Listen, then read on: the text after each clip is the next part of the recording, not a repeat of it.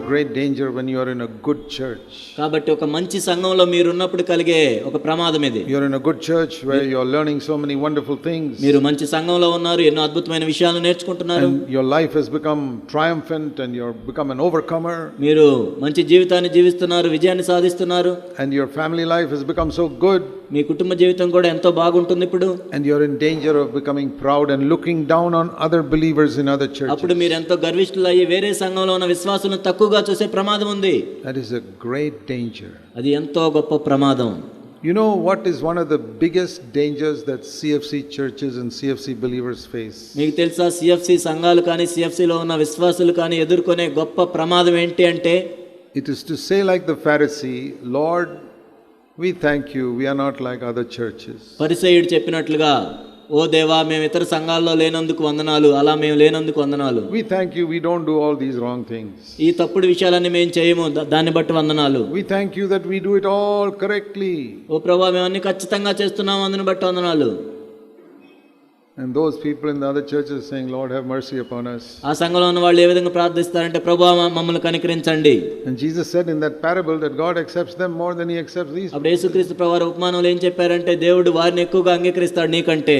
Why did God reject that Pharisee? ఎందుకు ఆ పరిసయ్యుడిని దేవుడు తృణీకరించాడు? Who was praying and fasting and giving money and all that. బాగా ప్రార్థన చేస్తున్నాడు, ఉపవాసం ఉంటున్నాడు, డబ్బులు ఇస్తున్నాడు. Because of his pride. తన గర్వాన్ని బట్టి. God resists the proud. దేవుడు గర్విష్ఠులను ఎదిరిస్తాడు. What that Pharisee needed was a thorn in the flesh. ఆ పరిసయ్యునికి అవసరమైనది ఏంటంటే శరీరంలో ముళ్ళు. Turn to Luke chapter 18. Luka 18. Luke 18. Luka 18 verse 11. Luka 18:11. We read here the Pharisee was not even praying to God. ఇక్కడ పరిసయ్యుడు దేవునికి ప్రార్థన కూడా చేయట్లేదు. See what it says? ఏం చెప్తున్నాడు చూడండి. In English it says very clearly, he was praying to himself. తనలో తాను ప్రార్థించుకుంటున్నాడు. How do you pray to yourself? నీకు నువ్వే ఏ విధంగా ప్రార్థన చేసుకుంటావు? We're supposed to pray to God. మనం దేవునికి ప్రార్థన చేయాలి. But he was praying to himself. తనకు తానే ప్రార్థన చేసుకుంటున్నాడు. That means he was boasting. అంటే ఆయన అతిశయిస్తున్నాడు, గర్విస్తున్నాడు. But he was using religious language. Oh God. ఏదో మత సంబంధమైన కొన్ని పదాలు వాడుతున్నాడు, ఓ దేవా అని. He was not saying thank you Lord for your mercy to me. ఓ దేవా నీ కనికరాన్ని బట్టి వందనాలని చెప్పట్లేదు. Thank you that I am not like other people. నేను ఇతరుల వల్లే లేనందుకు వందనాలు. Our church is not like other churches. మా సంఘం ఇతర సంఘాల్లాగా లేదు. Thank you that in my family all my children are born again. నా కుటుంబంలో పిల్లలందరూ కూడా తిరిగి జన్మించారు, వందనాలు. Not like that fellow's family where they're all lost. ఆ వ్యక్తి యొక్క కుటుంబం లాగా కాదు, వాళ్ళందరూ కూడా నశించిపోయారు. This is the biggest danger in CFC church. CFC సంఘాల్లో ఉన్న గొప్ప ప్రమాదం ఇది. I'm not saying that we should not be better. అంటే మనం బాగా ఉండకూడదని నేను చెప్పటం లేదు. We must be better. మనం బాగా ఉండాలి. We must press on to perfection. మనం సంపూర్ణతకు సాగిపోవాలి. But the moment you become proud of it, you're going down. కానీ దాన్ని బట్టి ఎప్పుడైతే నువ్వు గర్విస్తావో, అతిశయిస్తావో, నువ్వు క్రిందకు దిగజారిపోతావు. And inwardly when you begin to think, oh, I'm doing this, I'm doing that, I'm doing the other thing. నీ లోపల అంతరంగంలో నేను అది చేస్తున్నాను, అలా చేస్తున్నాను అనుకుంటే. So the meaning of the Pharisee prayed to himself is this. పరిసయ్యుడు తనకు తానే ప్రార్థన చేసుకున్నాడు అంటే అర్థం ఏంటంటే, he never opened his mouth. తన నోటిని ఆయన ఉపయోగించలేదు, తెరవలేదు నోటిని. We can read it like this. ఈ విధంగా మనం చదవచ్చు. Verse 11. 11వ వచనం. The Pharisee stood and he was silently praying in his mind. పరిసయ్యుడు నిలబడి తన మనసులో మౌనంగా ఈ విధంగా, in other words he was thinking in his mind. తన మనసులో ఈ విధంగా ఆలోచించుకుంటూ ఉన్నాడు. God, I'm so happy that I'm not like other people. దేవా నేను ఇతరుల వలె లేను, నాకెంతో సంతోషంగా ఉంది. I think of some people who are swindlers and unjust and adulterers and all that. కొంతమంది మోసగాళ్ళు, వ్యభిచారులు, సుంకర్లు. Or this man who's praying over there. ఆ వ్యక్తి అదిగో ఆ ప్రార్థన చేసే వ్యక్తిలాగా నేను లేను. And I begin to think of what all I've done for God. కాబట్టి దేవుని కోసం నేను ఏమేం చేశానో ఆలోచించుకుంటూ ఉంటాను. Verse 12, I fast, I tithe. 12వ వచనంలో నేను ఉపవాసం చేస్తున్నాను, దశంభాగం చెల్లిస్తున్నాను. That is the meaning of praying to yourself. అది నీకు నువ్వే ప్రార్థన చేసుకోవటం అంటే. That means when you're alone, నీవు ఒంటరిగా ఉన్నప్పుడు you begin to think about all you have done for God. నువ్వు దేవుని కోసం ఏమేమి చేశావో ఆలోచించుకుంటూ I have ఉంటావు. done this, I have done that. నేను అది చేశాను, ఇది చేశాను.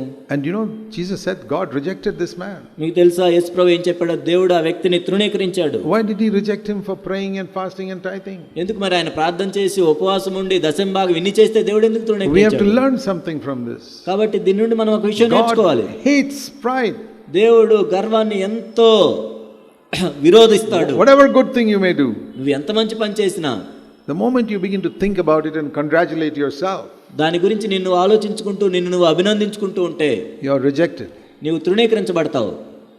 And the other fellow who was standing in the corner, verse 13, he said, "Oh God, I'm just such a sinner, have mercy on me." అక్కడైతే సుంకరి దూరంగా నిలబడి ఆకాశం వైపు కన్నెత్తులు ధైర్యం చాలక రొమ్ముకొంటూ కొంచెం దేవా పాపినై నన్ను కరుణించమని పలికాడు. That man, verse 14, Jesus said, went to his house, declared righteous by God.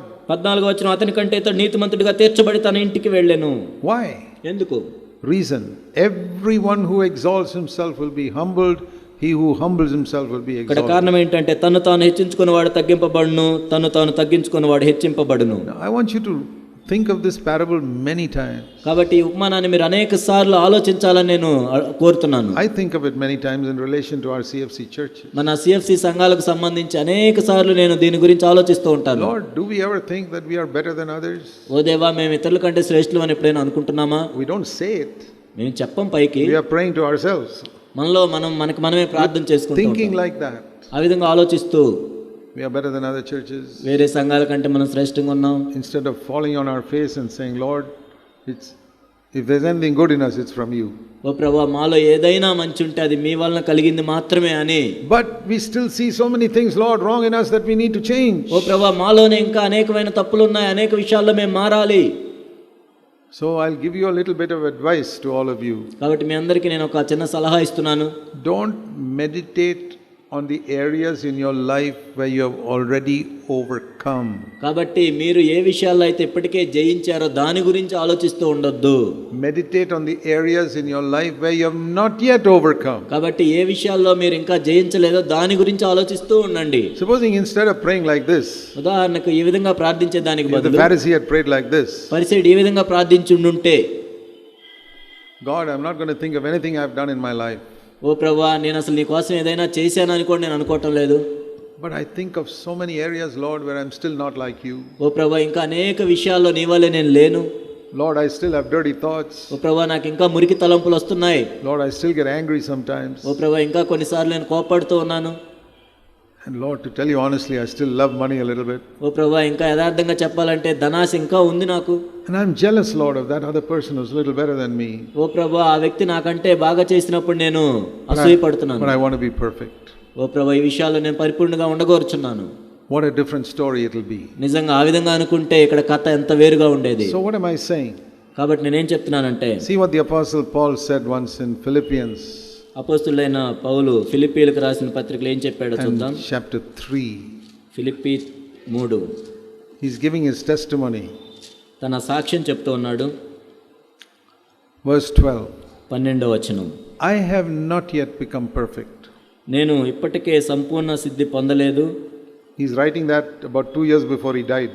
ఆయన చనిపోవటానికి 2 సంవత్సరాల ముందు ఈ లేఖను రాశాడు. Or 3 or 4 years before he died. 3-4 సంవత్సరాల క్రితం. I'm not perfect. నేను ఇంకా సంపూర్ణ సిద్ధి I've పొందలేదు. been a Christian for 34 years. నేను 34 సంవత్సరాల నుంచి క్రైస్తవుడిగా ఉన్నాను. But I'm not perfect. నేను ఇంకా పరిపూర్ణంగా లేను. I'm still pressing on to get a hold of that perfection. నేను ఇంకా దాన్ని పట్టుకోవటానికి పరిగెడుతున్నాను. I have not got hold of it. Verse 13. Twice he says that. నేను ఇంకా దాన్ని పట్టుకున్న వాళ్ళని పరిగెత్తుచున్నాను, నేను పట్టుకోలేదు. But there's only one thing I do. అయితే ఒకటి చేయుచున్నాను. And listen to this.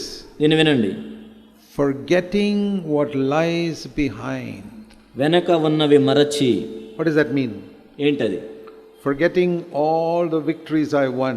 కాబట్టి నేను జయించిన విజయాలన్నిటినీ మర్చిపోయి, Forgetting all the people I brought to Christ. కాబట్టి క్రీస్తు దగ్గరికి నేను తీసుకొచ్చిన మనుషులందరినీ మర్చిపోయి, Forgetting all the churches I planted. కాబట్టి నేను స్థాపించిన సంఘాలన్నిటినీ మర్చిపోయి, Forgetting all the scriptures I have written. నేను రాసిన లేఖనాలన్నిటినీ మర్చిపోయి, forgetting all the good that I have done in my life till today. ఇప్పటి వరకు నా జీవితంలో నేను చేసిన మంచినంతటిని మర్చిపోయి He says, I look at myself as if I've done nothing for the Lord till now. ఇప్పటి వరకు ప్రభు కోసం నేను ఏమీ చేయలేదు అన్నట్లుగా నేను చూసుకోవాలి. Lord, I've been saved 34 years. ఓ ప్రభువా 34 సంవత్సరాల క్రితం నేను But I have రక్షించబడ్డాను. done nothing for you till now. ఇప్పటి వరకు నీ కోసం నేను ఏమీ చేయలేదు. That's the meaning of forgetting what lies behind. వెనక ఉన్నవి మర్చిపోవటం అంటే అదే అర్థం. He had done more than anybody on earth. ఈ భూమి మీద మరెవరికంటే కూడా ఎక్కువగా చేసిన But he looks at himself as, Lord, I've done nothing for you. కానీ తను ఏ విధంగా చూసుకుంటున్నాడంటే ప్రభువా నీ కోసం నేను ఏమీ చేయలేదు. That is the meaning of forgetting what lies behind. వెనక ఉన్నవి మర్చిపోవటం అంటే అది. And reaching forward to what lies ahead, verse 13. ముందున్న వాటి కొరకై వేగిరపడుచున్నాను. Lord, I want to do something for you before I die. ఓ ప్రభువా నా మరణానికంటే ముందు నీ కోసం నేను ఏదైనా చేయాలి. Because I have not done anything for you till now. ఎందుకంటే ఇప్పటి వరకు నీ కోసం నేను ఏదీ చేయలేదు. That's the way the Lord spoke to me. ప్రభు ఆ విధంగా నాతో మాట్లాడాడు. Don't meditate on what you have done. కాబట్టి నువ్వు ఏదైతే చేసావో దాని గురించి ధ్యానిస్తూ ఉండొద్దు. Always look back and say, forgetting it. నువ్వు చేసిన మంచి పనులన్నీ మర్చిపోవాలి. That means it's as if you have done nothing. అంటే నీవు అసలు దేవుని కోసం ఏమీ చేయలేదు అన్నట్లుగా ఉండాలి. Lord, I've been a believer 57 years. ఓ ప్రభువా నేను 57 సంవత్సరాల నుంచి విశ్వాసంగా ఉన్నాను. I've done nothing for you. అయినా కానీ నీ కోసం నేను ఏమీ చేయలేదు. Please help me దయచేసి నాకు సహాయం before I చేయండి. die to do something for you. ప్రభువా నా మరణానికంటే ముందు నీ కోసం ఏదో ఒకటి చేయడానికి సహాయం చేయండి. God will preserve you in humility. ఆ విధంగా నీవు ఉన్నట్లయితే దేవుడు దీనత్వంలో నిన్ను ఉంచుతాడు.